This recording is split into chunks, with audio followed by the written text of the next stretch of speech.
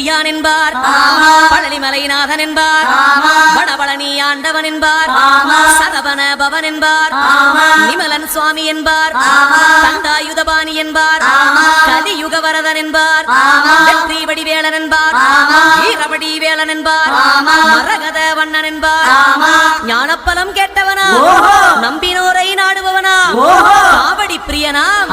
ராஜ அலங்காரம் கொண்டவனா, ஆண்டியாய் நின்றானா, ஆனால் செல்வத்தை எல்லாம் கொடுப்பானா, அப்படிப்பட்ட முருகனவன் ரொம்ப ரொம்ப சின்னவனா சுவாமி.